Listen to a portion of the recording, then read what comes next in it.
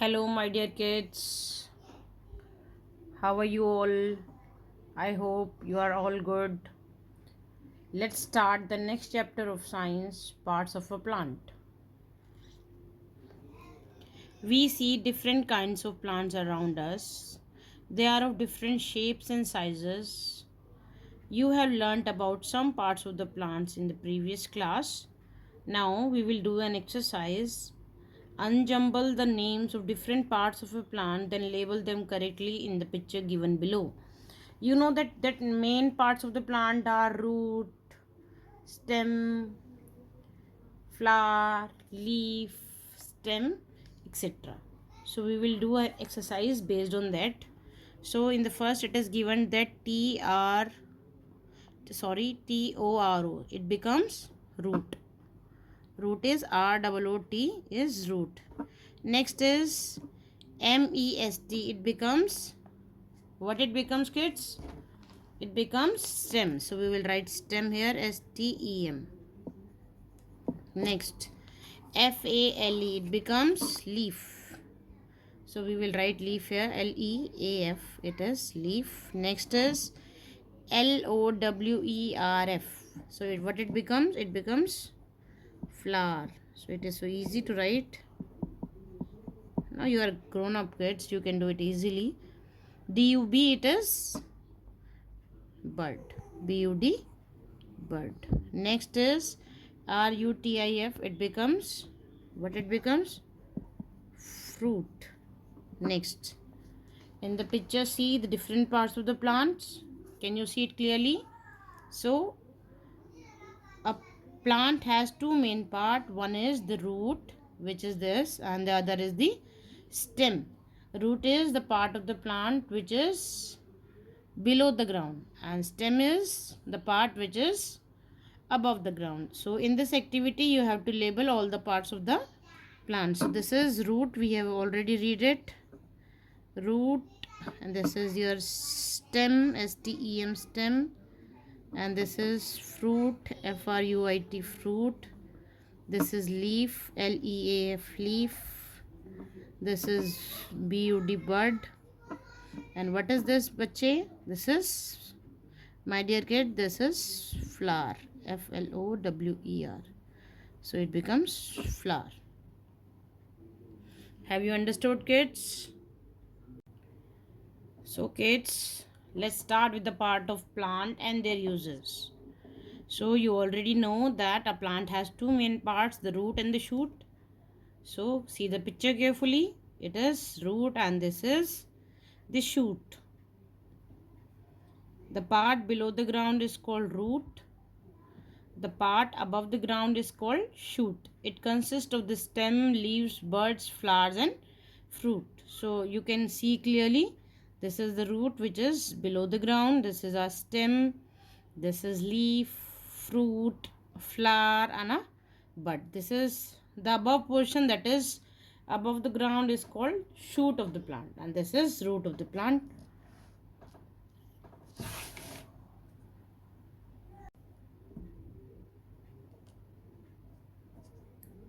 So next is root. Root is the part of the plant that usually grows below the ground.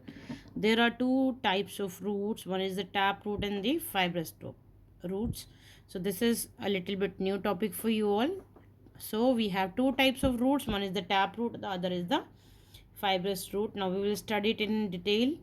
Tap root is consist of a main thick root from which small roots grow. Plants such as bean, mustard and hibiscus have tap roots. So from the picture you can clearly understand what tap root is. So tap root is, it consists of a thick main root. So in the picture you can see a main root, and out of this main root some small roots are growing out. So this type of root is called tap root. An example for this tap root is bean, mustard and hibiscus. Next is the fibrous root. It consists of many thin roots that appear bushy. There is no main root. Plants such as grass, wheat and onion have fibrous roots. So in this picture see what fibrous root is. It doesn't have any main root. It has bushy root, means it have many thin roots. There is no main root. An example to this is grass, wheat, and onion. Next is the function of root. Some of the main functions of root are given below. It helps the plant stay fixed to the soil. So, what does is the function of root? It helps the plant to stay fixed. It takes in water and minerals from the soil which are used by the plant for making food. So, it helps the plant to take minerals and water from the soil. So, it becomes a carrier for water and minerals. So next, some plants store extra food in their roots. Some of these roots, such as radish, turnip, beets, and carrot, can be eaten by human being. You know that some of the vegetables like radish, turnip, they grow below the ground. So these roots also store the extra food. So these type of roots such as radish, beetroot, and carrot can be eaten by human beings. And now we have studied about the root. Now next we will study about the stem. The stem is the main part of the shoot. The stem can be strong or weak. Trees such as banyan tree and the peepal tree have thick and strong stem called the trunk. It holds the tree straight and upright. Plants such as grapevine, money plant, and bean have weak stems. Such plants either grow along the ground or need support of other plants, walls, or sticks. So we can see here a peepal tree. A peepal tree have a strong stem, whereas some plants like money plant they have weak stems. So they need support of the other plants, or sometimes the support external support like walls or sticks to grow because they have weak stem. So we have example for the strong stem is the peepal tree or your neem tree, and for the weak stem we have money plant and beans. Now what is the function of stem? Some of the main functions of the stems are given below. It keeps the plant upright and straight. Leaves, buds, flowers, and fruits grow on the stem. The stem carries water, nutrients, and the food to different parts of the plant. So what does the stem do? It keeps the plant upright and straight. It holds the plant. No, sorry. It keeps the plant upright and straight.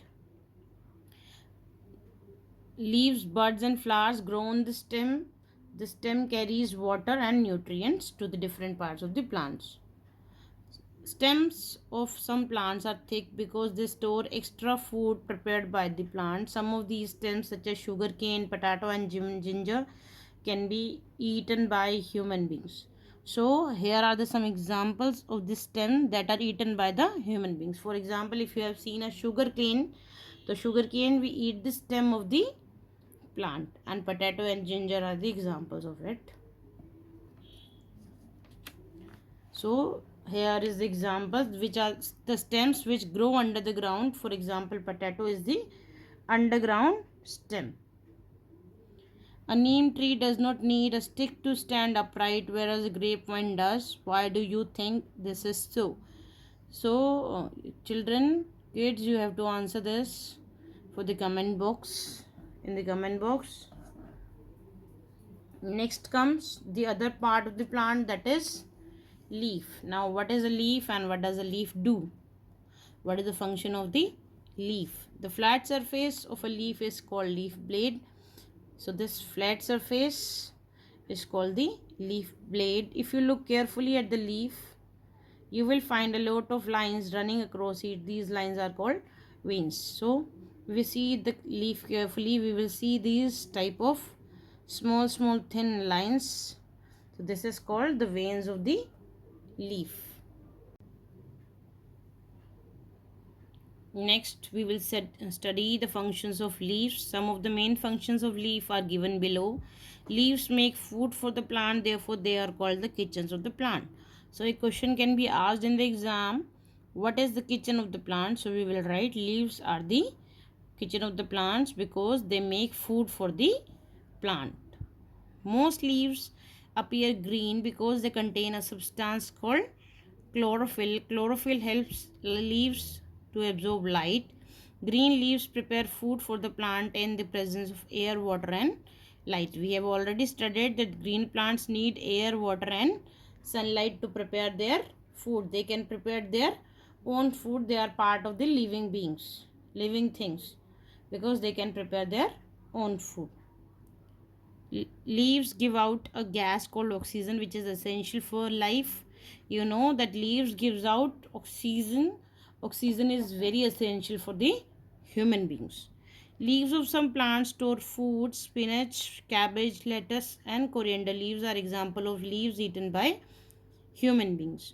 So sometimes we eat the leaves of certain plants. For example, spinach, cabbage, lettuce, these are example of the leaves eaten by human beings. Next is a question for you. So you can easily label the part of the plants correctly. We have already studied it in detail. So what kind of a root does this plant have? Either it is a fibrous root or a tap root. You have to answer for the, you have to write down the answer for this in the comment section. Next is flowers, that is the other part of the plant. So flowers, most flowers are brightly colored and have a sweet smell. Some flowers have a pleasant smell. Most flowers change into fruits. Most fruits have one or more seeds inside them. Seeds grow into new plant. Thus flowers are important to a plant as they help it to reproduce. So what does the flower do? We get the seeds from the flowers so that the plants can reproduce. Some of the flowers have a pleasant smell. Sometimes the flower change into fruits. If you have seen a pomegranate flower, so it later on it becomes a fruit. Cauliflower and broccoli are the example of flowers that we eat. So cauliflower and broccoli are the example of the flowers that we eat. So here you can see apple flowers, then it changes into a apple fruit. Apple fruit has many seeds and these seeds can be used to reproduce the plant further. Next we will study about fruits. Fruits such as mango, lychee and plum have a single seed inside them. So if you have seen a lychee, so lychee has a one big seed inside it. Same is the case with the mango. Mango has a very big seed inside it. Fruits such as apple, orange and lemon have a few seeds inside them. Fruits such as pomegranate, papaya and watermelon have many seeds. We eat the fruit of many plants. So fruits like pomegranate, papaya and watermelon have many seeds. So these seeds are very useful as these seeds are used to reproduce the more fruit plants. Next is the seeds. Seeds are of different shapes, sizes and colors. You have seen it in the different type of fruits. They are of different shapes, sizes and colors. We eat seeds of plants such as wheat, gram, corn, rice and beans. Such seeds are called edible seeds. For example, you eat wheat flour in your house. So that is an example of the edible seed. You eat corn, rice and beans, they are example of the edible seeds. Spices such as mustard and cumin add flavor to our food. So spices like mustard, cumin and there are so many other spices like black pepper and so many others, so they add flavor to our food. Next we will study about the germination. Now let's start the germination. When a seed gets the right amount of air, water and warmth, it grows into a baby plant. The process by which a seed grows into a new plant is called germination. So a very important question that may be asked in your exam, what germination is. So germination, you will write down the process by which a seed grows into a new plant. So this is called germination. The new plant needs air, water and sunlight to continue growing. So in this picture we can see a small seed and how this seed grows into a new plant. So it has a root and shoot.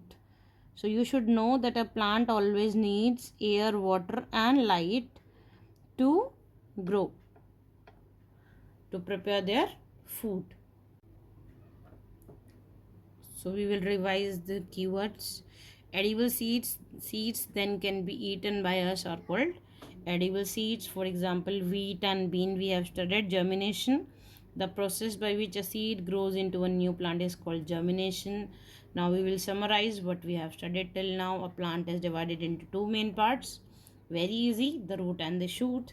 The root takes in water and minerals from the soil. The shoot consists of the stem, leaves, buds, flowers, and fruits. The stem keeps a plant straight and upright. It holds the plant tightly. It also carries water and food to different parts of the plant. The leaves are called the kitchen of the plant. They help to prepare food for the plants. Flowers change into fruits. Fruits contain seeds, and further these seeds are used to grow new plants. Air, water and warmth that we get from the light or sunlight help the seed to grow into a new plant. Thank you very much, kids.